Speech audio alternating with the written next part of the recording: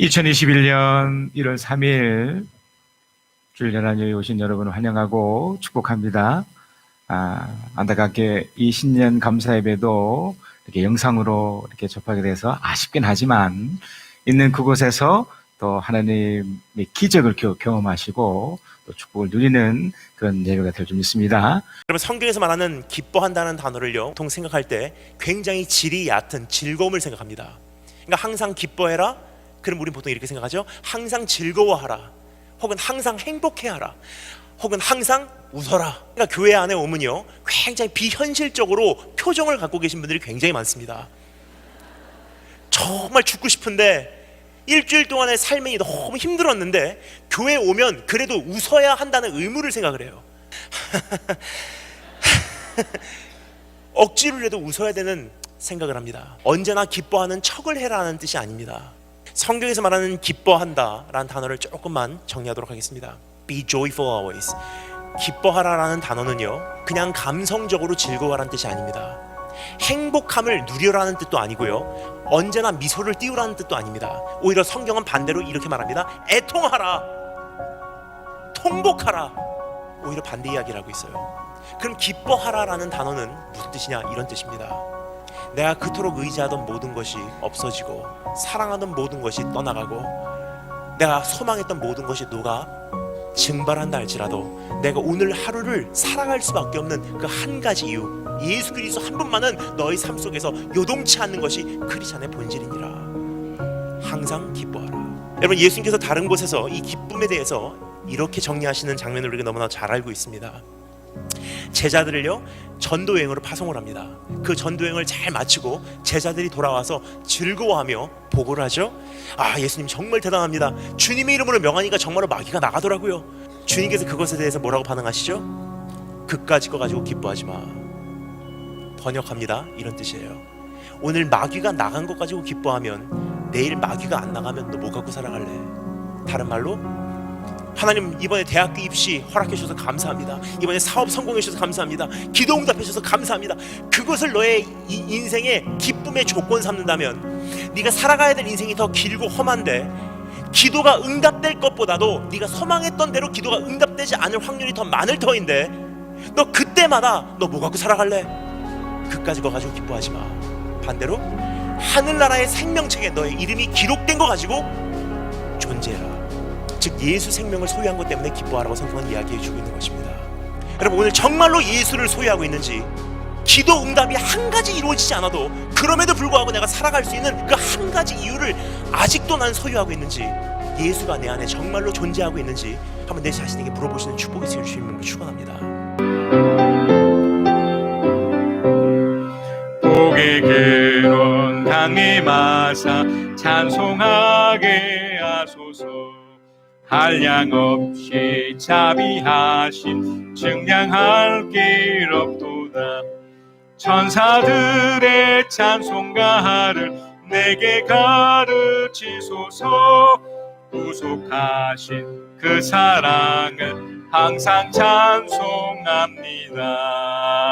주리의 방패와 창검 대신 나 승리의 주님을 따릅니다. 큰 환난을 당할 때 늘 도우시니 승전가 높이 불러 찬양하리. 나는 무엇을 믿습니까? 나는 전능하신 아버지 하나님, 천지의 창조주를 믿습니다. 나는 그의 유일하신 아들 우리 주 예수 그리스도를 믿습니다. 그는 성령으로 잉태되어 동정녀 마리아에게서 나시고 본디오 빌라도에게 고난을 받아 십자가에 못 박혀 죽으시고 장사된 지 사흘 만에 죽은 자 가운데서 다시 살아나셨으며 하늘에 오르시어 전능하신 아버지 하나님 우편에 앉아 계시다가 거기로부터 살아있는 자와 죽은 자를 심판하러 오십니다. 나는 무엇을 믿습니까? 나는 성령을 믿으며 거룩한 공교회와 성도의 교제와 죄를 용서받는 것과 몸의 부활과 영생을 믿습니다. 아멘. 아침 해가 돋을 때 만물 신선하여라. 나도 세상 지날 때에 햇빛 되게 하소서. 주여 나를 도우사 세월호 송안고서. 어두운 세상 지날 때 햇빛 되게 하소서. 새로운 마음을 보람있게 보내고 주의 일을 행할 때에 햇빛 되게 하소서. 주여 나를 도우사 세월호 송안고서. 어두운 세상 지낼 때 햇빛 되게 하소서. 한번 가면 안 오는 바른 광음 지날 때 귀한 시간 바쳐서 햇빛 되게 하소서.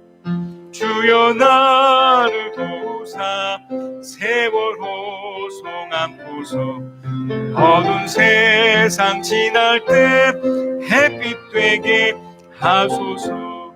한밤낮 주를 위하여 몸과 마음을 드리고 주의 사랑 나타내 햇빛 되게 하소서. 주여 나를 도우사 세월호 송안고서. 어두운 세상 지날 때 햇빛 되게 하소서. 시온의 영광이 빛나는 아침, 어둡던 이 땅이 밝아오네. 슬픔과 해통이 기쁨이 되니 시온의 영광이 비춰오네. 시온의 영광이 빛나는 아침, 매였던 종들이 돌아오네. 오래전 선지자 꿈꾸던 복을 만민이 다 같이 누리겠네. 보아라 광야에 화초가 피고 말랐던 시냇을 흘러오네. 이 산과 저 산이 마주쳐 올려 주의 순종을 찬송하네.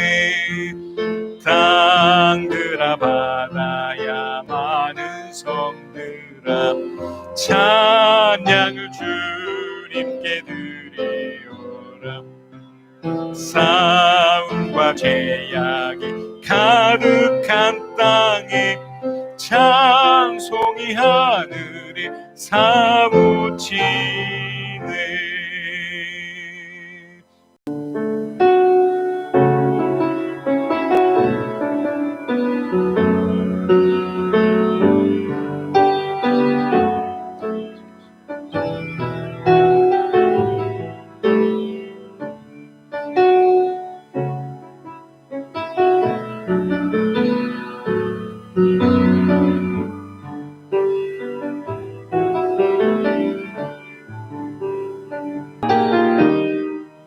즐겁게 안식할라.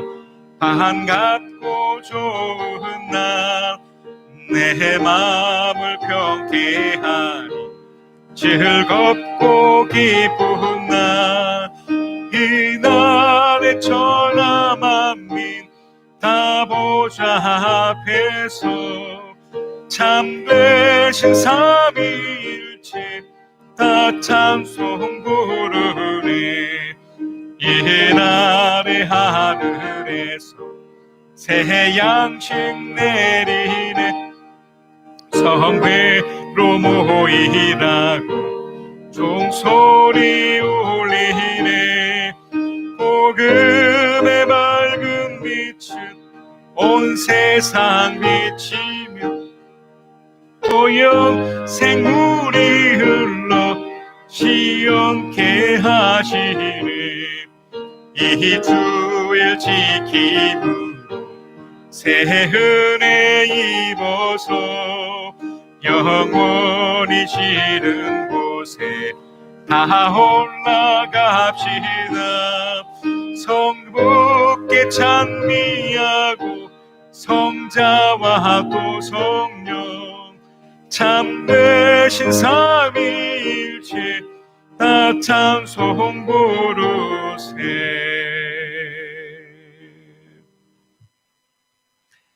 사랑의 하나님, 고맙고 감사합니다.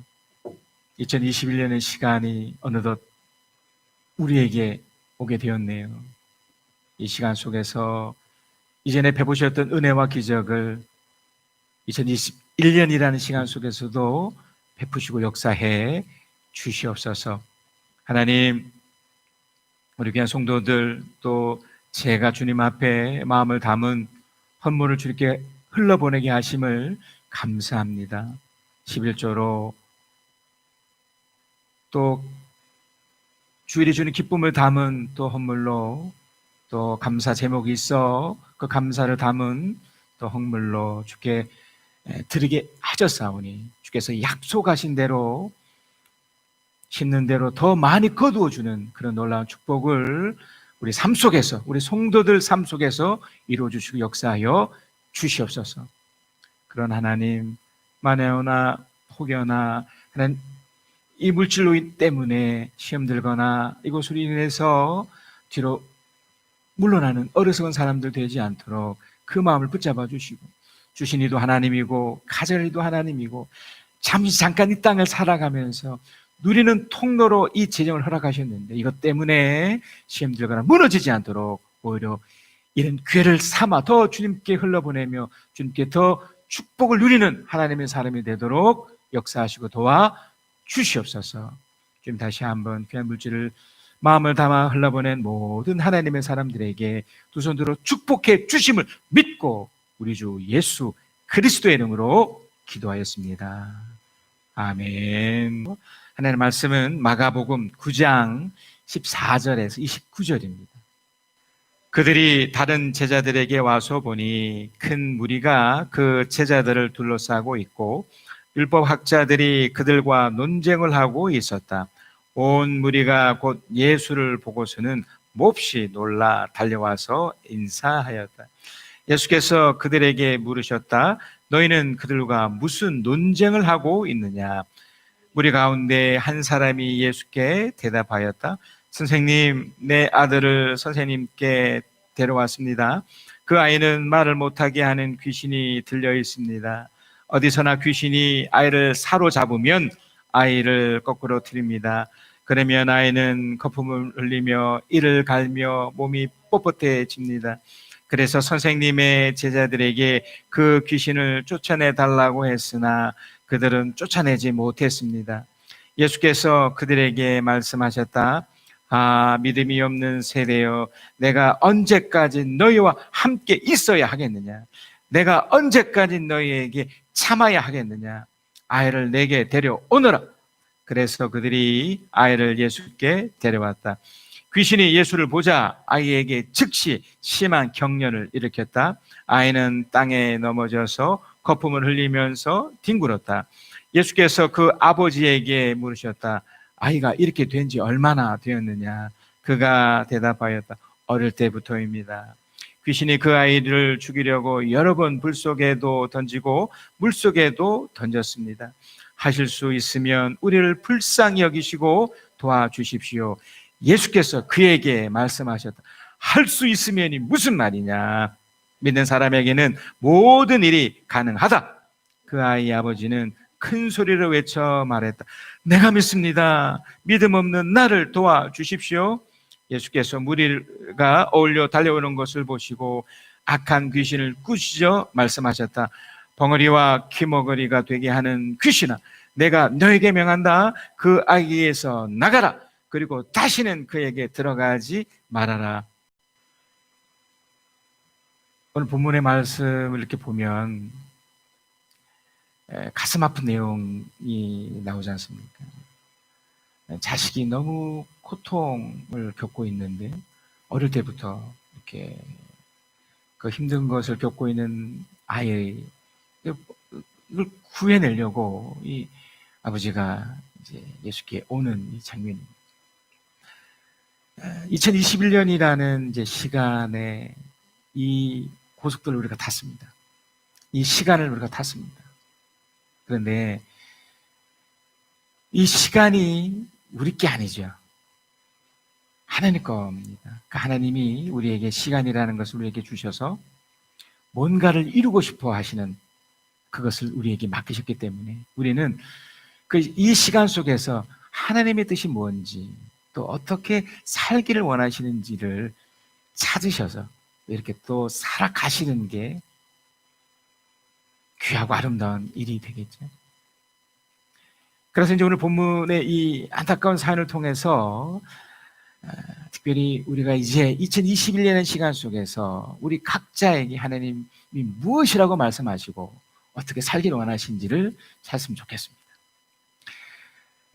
우리가 이제 그 성탄절을 또 지났고 또 송구영신 예배 때 계속해서 이렇게 이어지는 하나님의 말씀이었습니다. 송구영신 예배 때도 이제 비록 영상이지만 말씀드렸던 그 내용도 바로 이 예수님의 제자들이 일부죠. 베드로, 야고보, 요한 이 세 사람만 따로 데려다가 어디를 가게 되냐면 인근의 산이었습니다. 정확한 이름은 알지 못해요. 단지 그곳에서 주님이 변화됐다고 해서 변화산이라고 우리가 지칭을 하는데 그 산에 올라가셔서는 주님이 아직 부활도 하지 않으셨고 더더군다나 승천도 하지 않은 상태에서 마치 부활의 모습, 그러니까 정말 새로운 모습으로 그 제자들 앞에 나타나 주셨죠. 그건 어떤 걸 의미합니까?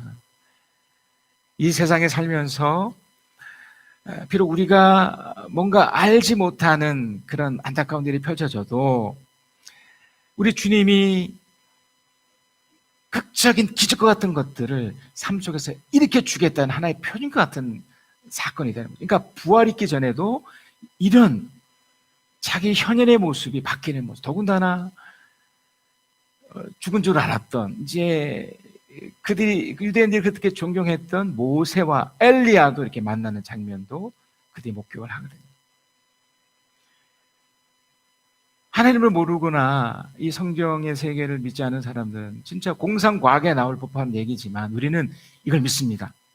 어떻게 믿느냐면 우리도 똑같이 당연히 뭐 죽게 되면 천국에 가서 우리 주님과 모세와 엘리야도 만나겠지만 이 땅에 살면서도 이런 극적인 기적과 같은 일들을 삶에 펼쳐지듯이 나의 삶에도 일어나겠구나라는 기대예요.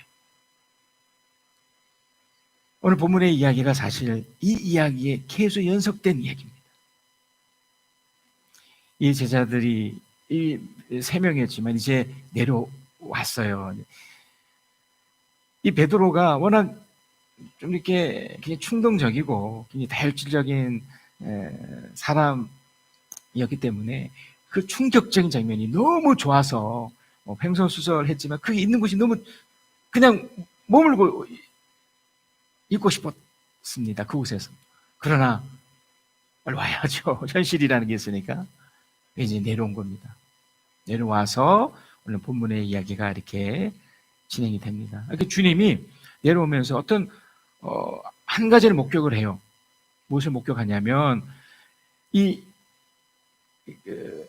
어떤 사람들이 이렇게 몰려 있었는데 율법학자들도 있었고 거기에 제자들도 있었고 근데 이들이 뭔가 지금 싸움을 하듯 어떤 논쟁을 하고 있었던 걸 보게 되는 거예요.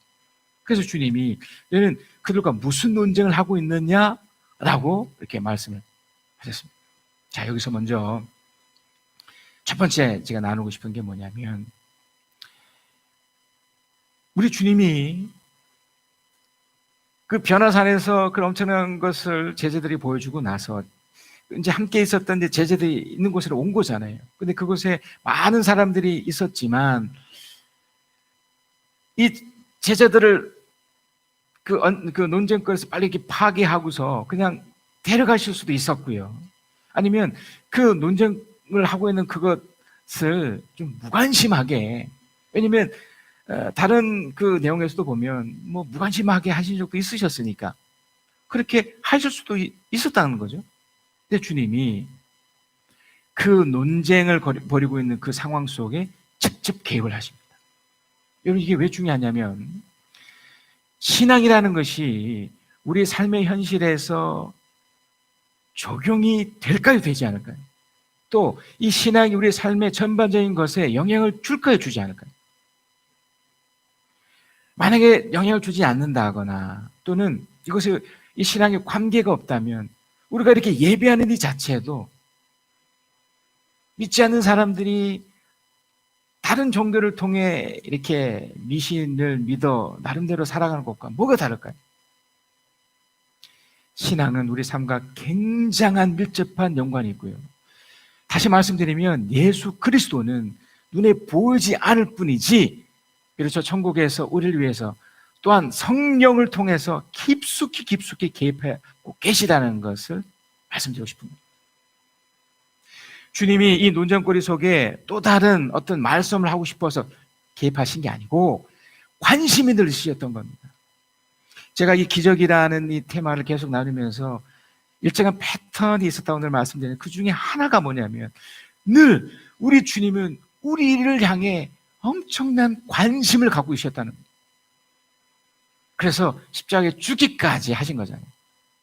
그것을 사랑이라는 이름으로 드러나셨지만 오늘 이 본문의 이 첫 번째도 주님이 깊숙이 관여하고 싶었던 겁니다.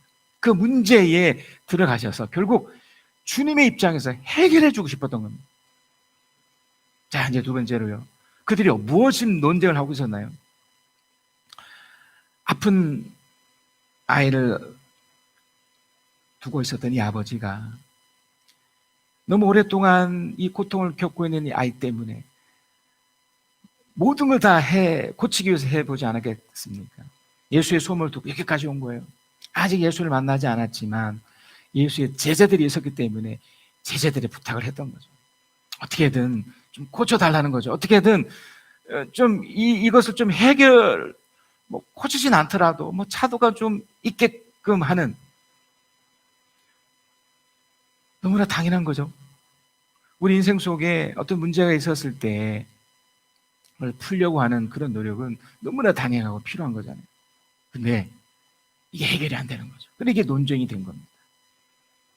자, 그런데 이제 두 번째로 말씀드릴 게 뭐냐면, 제가 이전까지 몇 번에 걸쳐 말씀드렸던 내용은 그 문제의 원인에 대해서는 일단 해결이 먼저니까 원인은 그 후에 해결한 후에 이렇게 찾아도 되는 거니까. 근데 오늘 본문에서는 재밌게 원인에 대해서도 이렇게 드러나 있어요.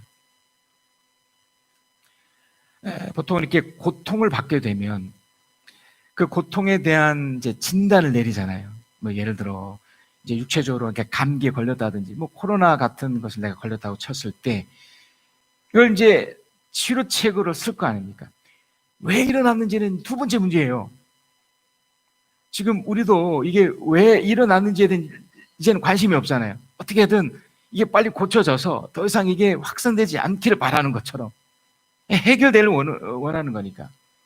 자, 그런데 이 겉으로 드러나는 것을 해결하기 위한 이 방법은 어떤 면에서는 쉬워요.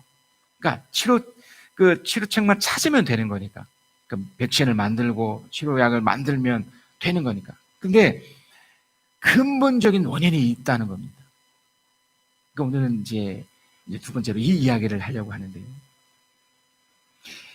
이 아이 아버지가 그 아이의 그 상태를 설명하면서 했던 말이 뭐냐면 그 아이가 어디서나 귀신에 사로잡히면이라고 표현을 해버려요. 그러니까 눈에 보이는 어떤 결과에 나타나시는 어떤 현상들. 그래서 이 아이가 어떻게 하냐면 어떤 고통이라는 결과를 갖고 있는데, 구체적으로 거품을 흘리고 이를 갈고 몸이 뻣뻣해지고 불 속에도 물 속에서 빠져 죽으려 하는 것, 이게 지금 현상이잖아요. 그러니까 이 증상을 치료하기 위해서 치료책을 찾으면 돼요. 마태복음에서는 이 증상을 간질병이라고 이렇게 표현을 해놨더라고요. 그러니까 우리 입장에서는 이 겉으로 드러나는 이 해결책으로도 충분히 완화될 수 있고 고칠 수 있습니다. 그러나 근본적인 것을 고치지 않으면, 그러니까 그 원인을 정확히 찾지 않으면, 그것을 귀신에 사로잡히며, 그래서 주님도 이 해결책을 주셨던 겁니다. 이게 왜 중요하냐면, 여러분, 지금 현재 일어나는 이런 문제들이 겉으로 나타나지는 것으로 해결이 되면 정말 너무 좋겠고, 모든 것이 다 그렇게 해결되면 참 좋겠습니다. 자, 그런데 보세요. 우리가 손을 씻고, 이게 지금 아직 치료책이 없으니까 손을 씻고 나가지 않고 그냥 집에 탁 이렇게 들어박혀서, 그래서 이것이 해결되면, 그죠? 최근에 그 조류독감이 또 발생했다고 그러잖아요. 조류독감에는 이건 백신도 없고 약이 없답니다. 그냥 걸리면 그냥 전부 다 죽여야 돼요. 뭐 거위고 뭐 닭이고 돼지고 할 거 없이 그냥 죽이는 방법밖에 없는 거예요. 그냥 치료책도 없고 그냥 원인을 못 찾는 거예요. 원인을. 근데 이 질병이 사실은 이전에 이제 그나마 밝혀진 것이 어떤 병에 또 변형을 일으켜서 또 발생된 병이다. 이제 학자들이 연구를 하겠죠. 그러나 제가 말씀드리고 싶은 것은 이것의 근본적 원인은 눈에 보이지 않는 세계 속에서 나타나는 사탄이라는 겁니다. 여러분, 우리가 생각할 때도 여러분 그냥 이런 해결책으로 해결이 되면 이 세상이 이렇게 되면 안 되잖아요. 그런데 그런 해결책, 그러니까 코로나로 인한 그런 백신이 또 만들어지고 또 치료제 만들어져도 이와 유사한 일들이 계속 발생될 가능성이 있죠.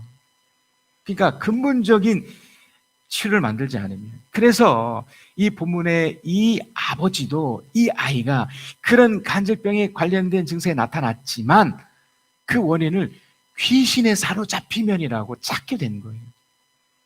어떤 종교적인 것이 아니다 하더라도 이 질병뿐만 아니라 모든 문제의 첫 번 원인이 눈에 보이지 않는 세계인 사탄의 영역으로 찾아야만 실제로 해결책이 더 빨라질 수 있어요. 더 쉽게 말씀드리면 육체적인 것이 해결됐어도요, 이 영적인 것이 해결되지 않으면 육체적인 것도 결국은 파괴가 돼요. 반대로 육체적인 것이 조금 힘들어도 이 영적인 것이 해결이 돼버리면 육체적인 것도 시간이 지나면서 자연스럽게 해결이 되는 것이 돼요. 그래서 성경은요, 죽음이라는 것 속에도 이 영혼이 구원을 받으면 이후에 이 육체도 비록 죽어서 땅에 없어지는 것이 보여도 부활체로 다시 부활돼서 영혼과 더불어 주님께 영원히 사는 것으로 표현하고 있거든요. 그러니까 결국 이 사탄의 문제를 이렇게 다루면 해결이 빠릅니다. 사실 이 부분은 이전에 여러 번에 걸쳐서 이렇게 말씀드렸기 때문에 많은 설명을 드리지 않겠지만 이 원인을 여기서 찾게 돼서 이것을 이렇게 해결해버리면 될 것 같아요. 그래서 이 부분을 제가 이제 한 번 더 설명을 하면 누구에게나 이 아버지, 지금 우리 본문에 나타나는 이 아버지뿐만 아니라 이 아버지의 아이가 겪고 있는 이 고통의 첫째 원인인 이 사탄의 이 공격은 모든 사람이 다 받고 있습니다. 단지 눈에 보이지 않고 느끼지 않아서 못 느낄 뿐, 또 못 볼 뿐, 그 첫째 원인의 그 공격이 다 있다는 겁니다. 그래서 그 공격은 두 가지 방식으로 오게 됩니다. 하나는 미혹이라는 방식이에요. 그리고 또 하나는 유혹이라는 방식인데요. 미혹이라는 것은 이런 겁니다. 마음을 흐려지도록 무엇에 홀리게 하는 것, 정신을 헷갈리게 해서 갈팡질팡하게 헤매게 만드는 것. 그러니까 어떤 생각 속에 부정적인 것을 이렇게 집어넣는 거예요. 또 유혹이라는 것은 뭐냐면 꿰어서 마음을 현혹하게 하고 성적인 것을 통해 그럴듯한 말로 행동으로 이성을 속여서 탐하는 것을 유혹이라고. 그러니까 사탄이라는 존재가 눈에 보이지 않지만 그런 공격, 그러니까 미혹과 유혹의 방식으로 공격을 해서 결국 육체적인 것까지 영향을 줘서 고통을 당하게끔 만드는 거예요. 그러니까 고통을 안 주는 것처럼 하면서 속이는 거죠, 철저하게. 그러면서 결국 고통으로 연결되는 거예요. 그러면서 이 미혹과 유혹을 받았을 때 이제 어떤 결과물, 그러니까 고통이라는 최종 단계가 되지만 이 고통 속에 무엇이 또 사람에게 이제 포함이 되냐면 근심, 걱정, 불안, 또 불만, 불평, 원망 이런 것들이 생기고 만들어져요. 이게 1차 원인은 막 짜증나고 막 누구 탓이 아니라 사탄의 공격 때문에 그래요. 그러니까 마음을, 정신을 딱 내려놓으니 이 공격들 앞에 속수무책으로 당하니까 여기까지 온 거예요. 그래서 엄격히 말하면 코로나 사태도 어떻게 보면 그 원인이 사탄의 그런 것들, 먹지 말라는 걸 먹어서 그런 거고, 하지 말라는 행동을 했기 때문에 그런 거예요. 그러니까 주님과의 관계 속에 이 죄 문제와 연관성이 있죠. 결국 이런 것들이 해결되지 않으면, 이런 것들로 이 유혹과 미혹에 관련된 이런 공격들을 내가 이겨내지 않으면 육체적 파괴는 당연한 수순으로 가게 되어 있습니다. 이 어린아이가 결국 여기에 허락을 한 거예요. 어린아이가 순수하고 더 약하잖아요. 그러니 그런 그런 유혹과 미혹 속에 마음을 확 열어버린 거예요. 제가 우리 아이를 보면서도 그렇게 순수하고 착했던 아임에도 불구하고 시간이 흘러가면서 영향을 많이 받게 되거든요. 학교에서도 그렇고 뭐 좋은 친구들도 있겠지만 나쁜 친구도 왜 없지 않 또 있단 말이죠. 또 사회적으로 그런 악하고 잘못된 것, 상식적으로 느껴지는 그런 잘못된 것도 있거든요. 그걸 유혹처럼 미혹처럼 받아들이니 그것이 자신의 마음속에서 분노로 표출되고 원망으로 표출되고, 그러니까 이걸 절제가 되지 않고 그걸 막지 않으니 그것이 여과 없이 들으니 그러니 육체도 파괴가 되죠. 예? 이것으로 인한 고통이 진행됩니다. 또 이것을 지켜보는 그 아버지의 마음도 얼마나 아프겠습니까? 우리도 마찬가지 아니겠습니까? 자, 그래서 누구에게나 이 사탄의 미혹과 유혹이 있기 때문에 이것을 이기려는 노력을 하셔야 됩니다. 자, 그러면 바로 이 부분에서 바로 제가 또 답을 또 드리고 싶네요. 어떻게 하면 될까요? 사탄의 이 유혹과 미혹, 그러니까 이 어린아이가 이 끔찍한 고통까지 이렇게 갔지만 이것을 하지 않을 수 있는 좋은 방법 두 가지가 있습니다. 사탄의 미혹과 유혹은 이것에 또 처음은요, 이 마지막을 안 좋게 여기잖아요. 안 좋게 만든단 말이죠. 여러분 그 유명한 그 이야기 중에 예수 믿으면 천국 가고 예수 안 믿으면 지옥 간다는 얘기를 이렇게 하잖아요. 이걸 뭐 단순하게 이렇게 만들어서 그렇지만 그 과정 안에는 이런 거예요. 우리 사람은 모두가 마지막을 향해 가고 있습니다.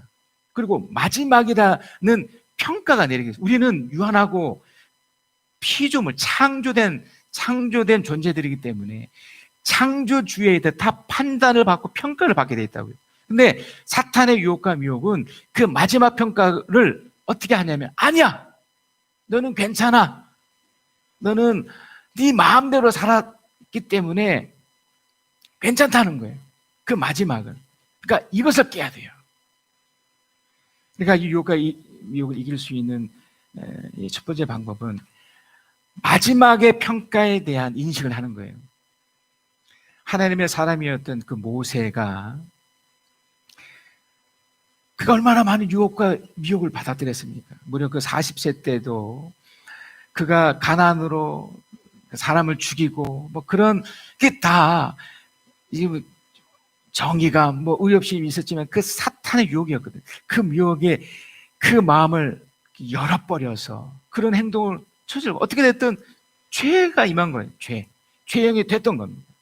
자, 그런데 이 사람의 인생의 마지막에 어떤 결과를 낳았느냐. 그래서 이 사람이 이것으로 끝난 줄 알았는데 아니죠. 하나님이 계속 기회를 주셨고 그 미혹과 유혹을 이기면서 그 마지막에 이런 표현이 되어 있습니다. 주님의 종 모세는 주님의 말씀대로 모압 땅에서 죽어서 모압 땅 벳부엘 맞은편에 있는 골짜기에 묻혔는데 오늘날까지 그 무덤이 어디에 있는지를 아는 사람은 없다. 모세가 죽을 때 나이가 120살이었으나 그의 눈은 빛을 잃지 않았고 그 기력은 정정하였다. 그랬어요. 그러니까 하나님의 사람들이 이 유혹과 비욕이 있었음에도 비록 또 넘어졌음에도 불구하고 다시 회복해서 그 섰던 그 이유는 그 마지막에 결국 하나님의 평가에 대한 그 기대에 대한 그 모습이 있었기 때문에 내가 이렇게 살았을 때 내가 이 사탄의 유혹을 받은 채 이렇게 살아서 이 마지막은 끝이 있구나. 이렇게 살면 안 돼. 이게 있어야 되는 거예요. 그래서 여러분 주님 안에서 하는 후회라는 표현이 있거든요. 주님 안에서 하는 후회는 좋은 겁니다. 왜냐하면 그 마지막을 다시 평가에 대한 것에 대한 새롭게 정립할 수 있는 기회가 되기 때문에. 그래서 지금 내가 사탄의 유혹을 받아서 지금 원망과 불평 속에 그 마음이 있다면 내 마지막에 이대로 끝날 것인가 아니면 하나님의 은혜 속에 다시 회복이 될 것인가로 찾으셔야 돼요. 그래서 그 두 번째가 현실을 수용하셔야 돼요. 내가 지금 원망이 있고 불평이 있고 이런 것들이 사탄의 지금 미혹과 유혹 때문에 이런 것이라고 받아들이셔서 어떻게 해야 되나요? 이 현실을 그대로 받는 거예요. 그러니까 내가 공기를 받고 있구나.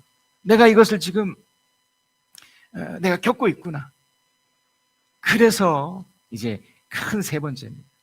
그래서 주님께서 이걸 구체적으로 어떻게 하길 원하시는 행동을 하나 주세요. 오늘 보면 19절에 예수께서 그들에게 말씀하셨다. 믿음이 없는 세대요. 내가 언제까지 너희와 함께 있어야 하겠느냐? 내가 언제까지 너에게 참아야 하겠느냐? 아이를 내게 데려오너라. 믿음이라는 걸 얘기해요.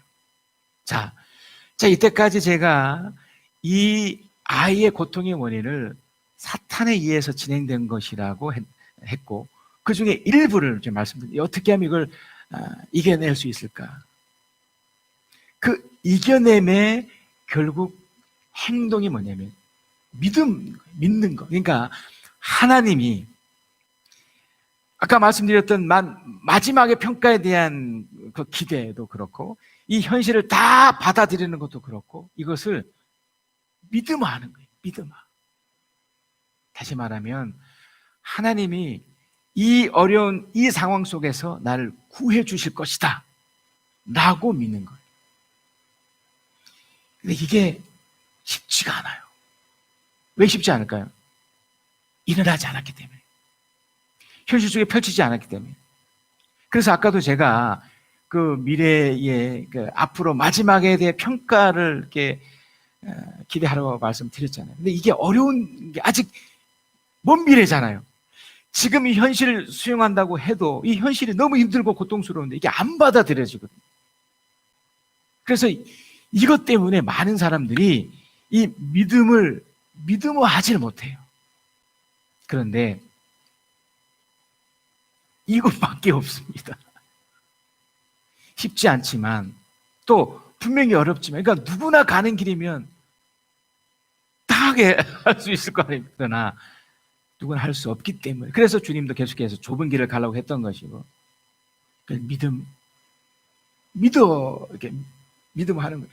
눈에 보이지 않는 세계 속에 이 원인을 찾아서 이 눈에 보이지 않는 곳에서 이 열쇠를 우리는 믿는 것일 수밖에 없어요. 그러니까 주님이 그 고통에 헤매고 있는 그 아이와 그걸 지켜보는 아버지를 향해서 하실 수 있는 말씀이 이거였어요. 내가 고쳐주마. 내가 해주마. 그런데 안 일어나고 있잖아요. 안 펼쳐주고 있으니 그냥 발만 동동 구르고, 그래서 주님이 말씀하시죠. 할 수만 있으면 무슨 말이냐. 믿는 사람에게는 모든 일이 가능하다. 그러자 이 아버지가 내가 믿습니다. 믿음 없는 나를 도와주십시오. 이게 잘 안 될 수 있어요. 이 믿음이라는 세계가 우리가 생각하는 것과 다르게 펼쳐질 수도 있기 때문에, 그리고 앞으로 되어질 일이잖아요.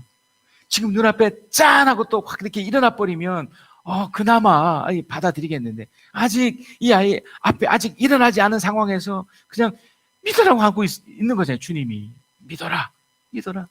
믿음 없는 나를 도와달라고 하니 믿어라. 계속 믿어라. 그래서 여러분, 그러니까 누구나 믿을 수 있는 것을 믿으면 이게 믿음이 아닙니다.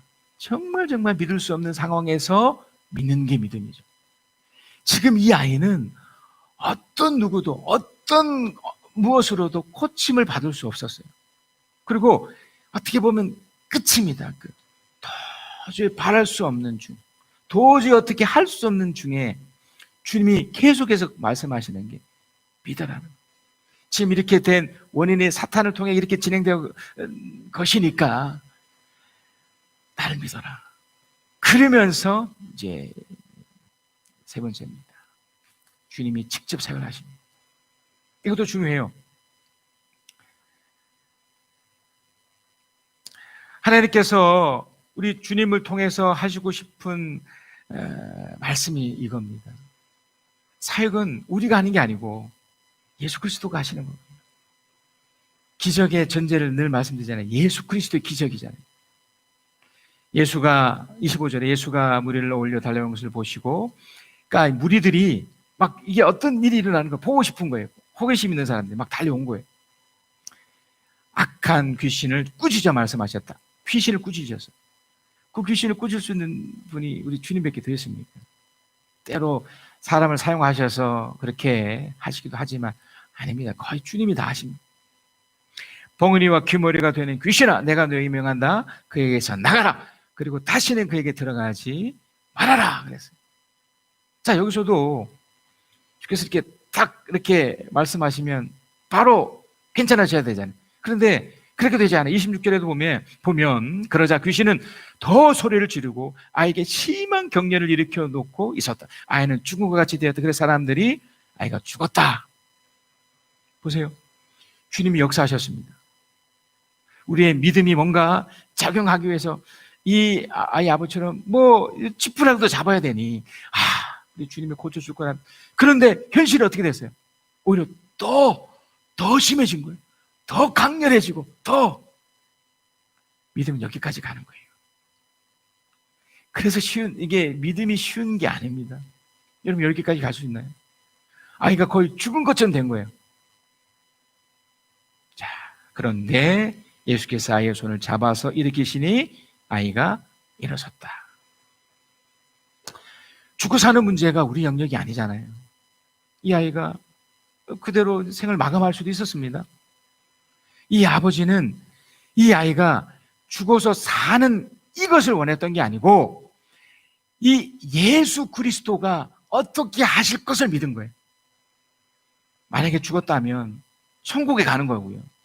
죽지 않아서 세워지면 주님이 기적을 베푼 거니까. 이 의미를 아시겠습니까? 믿음의 세계는요, 우리가 생각하는 것과 다르게 펼쳐져도 있는 그대로 받아들이는 거예요. 그래서 여러분, 아까 이 사탄의 미혹과 유혹 속에 이기는 방법이 마지막의 평가를 기대하는 것과 또 이 현실을 수용하는 거라고 그랬잖아요. 결과를 다 맡기고 받아들이는 거예요. 이 아이가 결국 고침을 받았습니다. 고쳐진 이 자체가 기적이 아니라 예수께서 사역하셨던 이 자체가 기적이라고요. 죽을 수도 있었습니다. 그러나 세우셨잖아요. 하나님은 지금 이 예수를 통해서 우리에게도 동일하게 역사하시는 것을 보고 싶어 하십니다. 마태복음에는 이 똑같은 내용 중에 이런 얘기를 해요. 마태복음 17장 18절 20절에 그리고 예수께서 귀신을 꾸짖으셨다. 그러자 귀신이 아이에게서 나가고 아이는 그 순간에 나았다. 그때 제자들이 따로 예수께 다가 물었다. 우리는 어찌해서 귀신을 쫓아내지 못했습니까? 예수께서 그들에게 대답하셨다. 너희의 믿음이 적기 때문이다. 내가 진정으로 너희에게 말한다. 너희에게 겨자씨 하나일 만한 한 믿음이라도 있으면 이 산도로 여기에서 저기에 옮겨가라 하면 그대로 될 것이요 너희도 못할 일이 없을 것이다. 이걸 마치 슈퍼맨처럼 막 슈퍼맨이 되는 거예요. 근데 이 의미가 바로 그런 의미. 겨자씨만 하나를 믿음. 무엇에 대한 믿음입니까? 결과를 믿는 게 아니고 예수 그리스도를 믿는 거예요. 어떤 결과를 낸다 하더라도 주님이 하시면 됩니다. 주님이 역사하시면 됩니다. 주님이 뭘 하시든 간에 저는 다 받아들이겠습니다. 이게 믿음의 정수예요. 2021년의 시간이 그 시간을 우리가 타고 있습니다. 오늘 벌써 첫째 주일이 됐고요. 좀 시간이 지나면 이제 마지막 2021년의 또 마지막이 어느 순간 또 오겠죠. 무엇을 기대하고 계십니까? 무엇을 상상하고 계십니까? 여러분 현재 펼쳐지는 이런 일들이 그냥 이것으로 끝날 것 같나요? 하나님께서 놀랍게 사역하셔서 때로는 긍정적으로 우리는 못 받아들일지 모를 수 있는 또 다른 방식으로 주님은 펼쳐주시리라 믿습니다. 더군다나 하나님께서 우리의 막연한 기대가 아니라 놀라운 기대를 통해서 당신이 원하시는 길로 우리를 인도하시리라 믿습니다. 사탄의 유혹이 있습니다. 사탄의 미혹이 있습니다. 그러나 우리는 그 마지막의 평가를 기대합니다. 하나님에 대한 평가를 기대합니다. 그래서 지금 있는 모든 상황을 믿음의 근거에서 다 받아들입니다. 그리고 주님께 이 아버지가 말했듯이 기도합니다. 주님 도와주십시오. 주님 함께 해주십시오. 주님 역사해 주십시오. 여러분 인생 속에 우리 주님이 우리 예수 그리스도께서 기적을 베푸실 겁니다. 2021년이라는 시간이 여러분에게 하나님을 경험하는 또 축복의 시간이 되리라 믿습니다. 여러분의 현실적인 문제가 어떻게 해결되고 어떻게 풀어지는지 여러분이 직접 보실 때가 반드시 오게 될 거라 믿습니다. 그것이 오늘이 될 수도 있고요. 내일이 될 수도 있고요. 자, 오늘 어떻게 하시겠습니까? 우리 함께 믿음의 기도를 하겠습니다.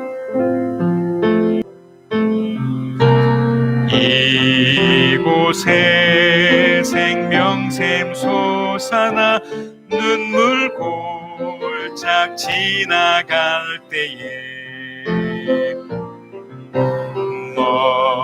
너잖아 열매 맺히고 웃음소리 넘쳐나리라. 꽃들도 구름도 바람도 넓은 바다도 찬양하라 찬양하라 예수를. 하늘을 울리며 노래해 나의 영혼아 은혜의 주 은혜의 주 은혜의 주. 그날에 하늘이 열리고 모든 이가 보게 되리라. 마침내 꽃들이 피고 영광의 주가 오시리라. 꽃들도 구름도 바람도 넓은 바다도 찬양하라 찬양하라 예수를. 하늘을 울리며 노래해 나의 영혼아 은혜의 주 은혜의 주 은혜의 주.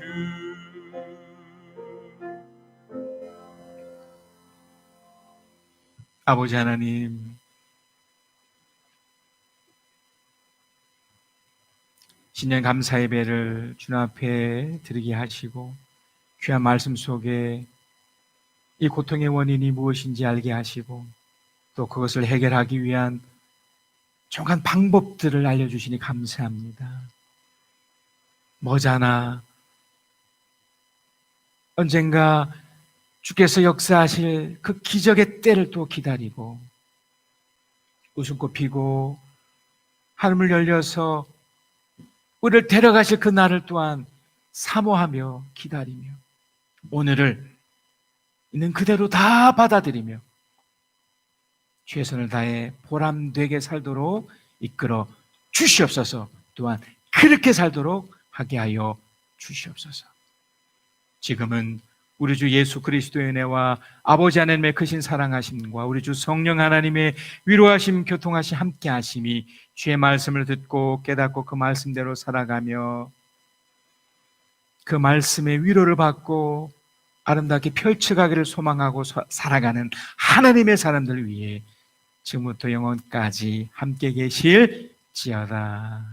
아멘.